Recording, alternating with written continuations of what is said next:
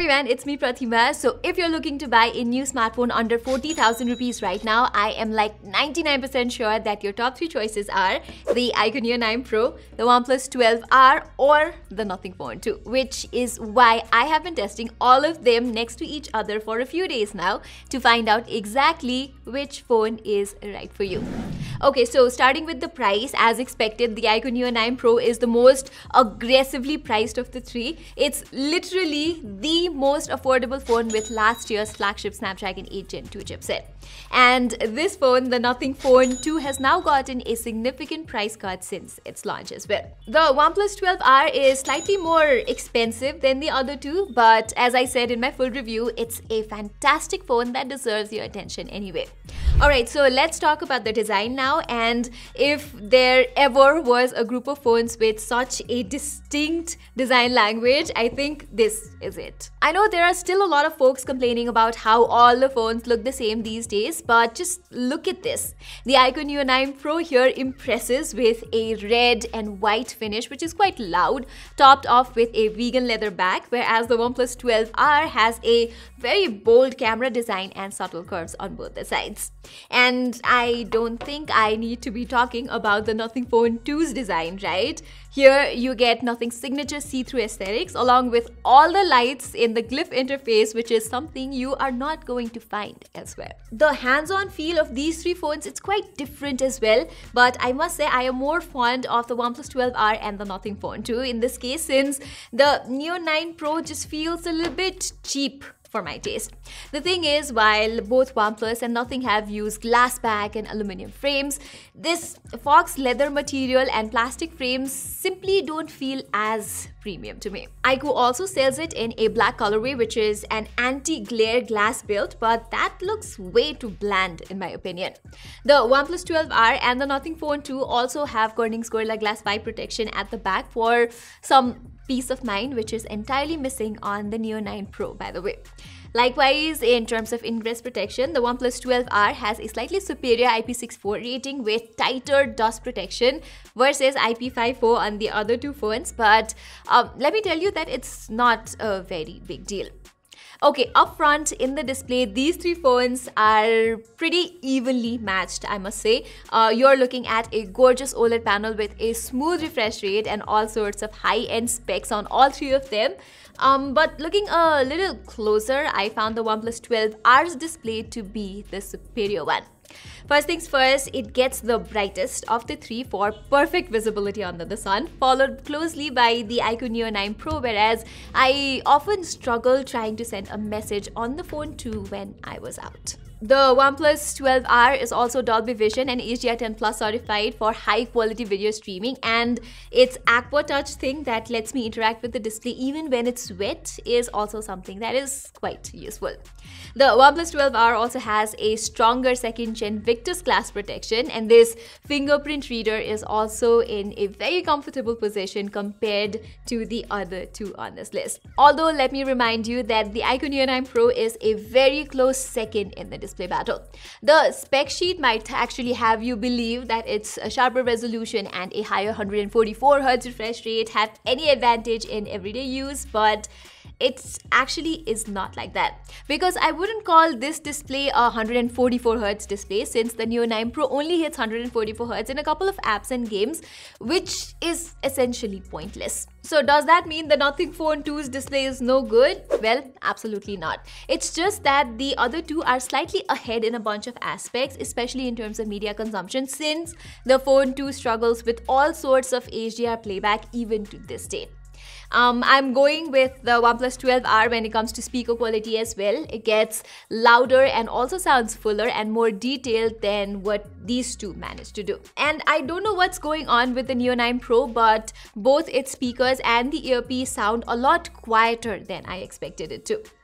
You also get bigger, stronger haptics with the OnePlus 12R and the iQOO Neo 9 Pro. The Nothing Phone 2's haptics is also decent, but it's slightly behind. Okay, that brings me to the performance. performance, and I am really happy to tell you that all three of these phones are absolute performance champs.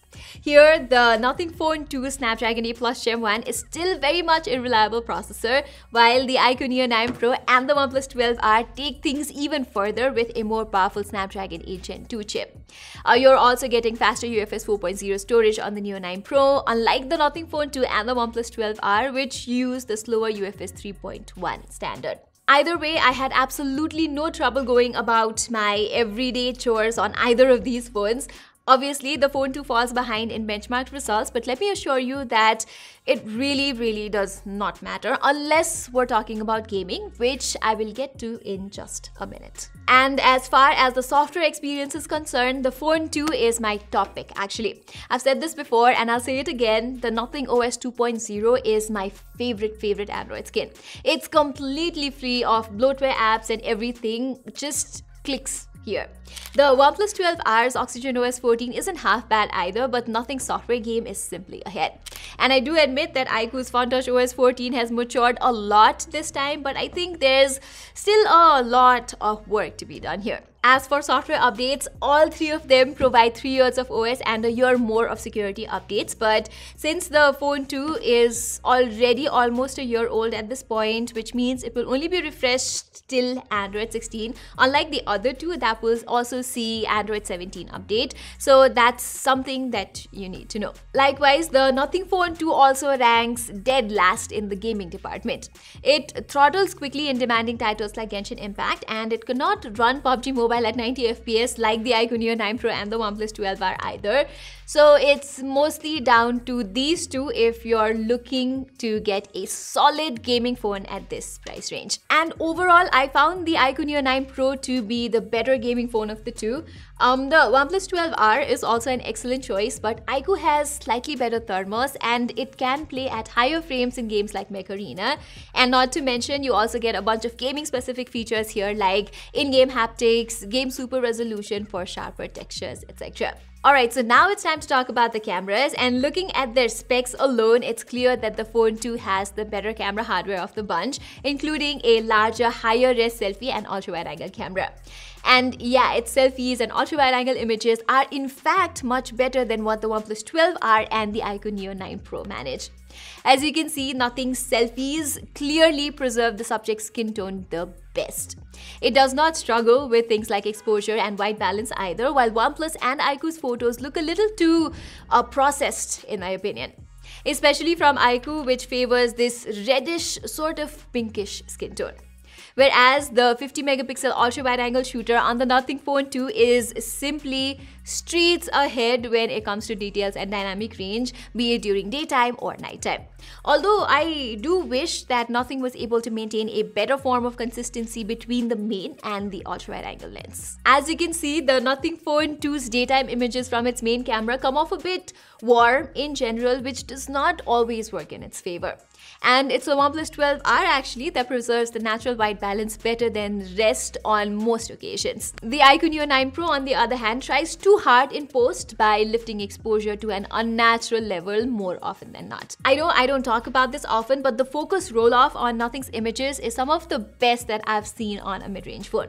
The dynamic range and naturalness of the details are also generally better here, while the OnePlus 12R is a close second in this round. But things could have been much better in terms of portraits from all three phones.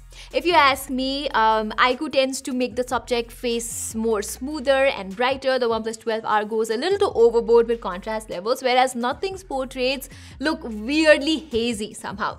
Still, the 2x portraits from the iQOO Neo 9 Pro and the Nothing Phone 2 come off pretty good, I have to say.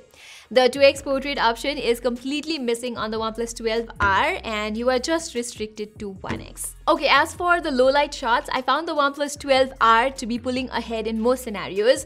iQOO and Nothing can also take decent nighttime photos every now and then, but the OnePlus 12R is definitely what I'd have in my pocket if I wanted to capture the vibe of my city Kathmandu at night.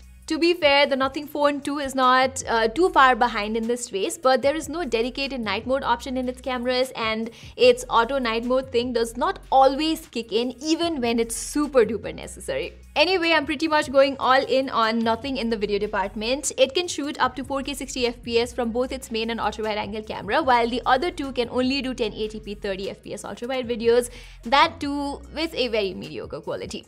The only thing that Nothing struggles with is glare control, but other than that, it has better contrast, better dynamic range, and there is exposure consistency and even better stabilization compared to iQOO and OnePlus.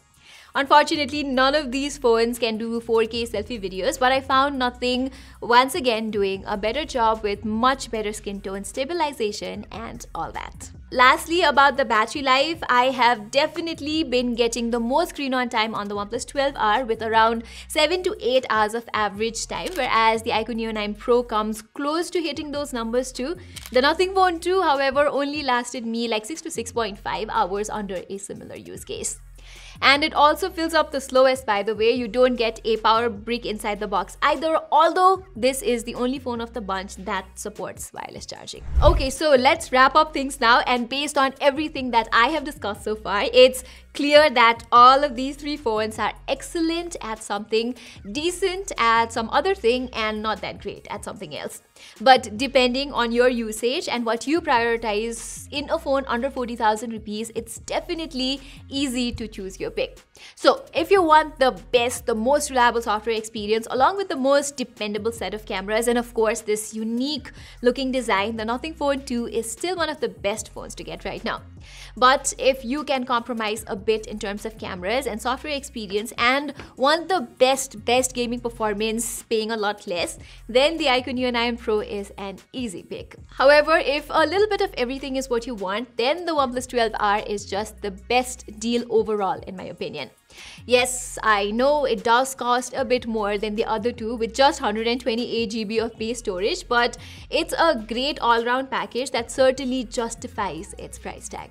Alright everybody, so that was all for my full detailed comparison of these three phones that you can get under 40,000 rupees. So let me know in the comments below which is your pick among the three, and I will be coming up with more comparisons like this in the future, so don't forget to subscribe. Until then, I'm Pratima. Thank you so much for watching.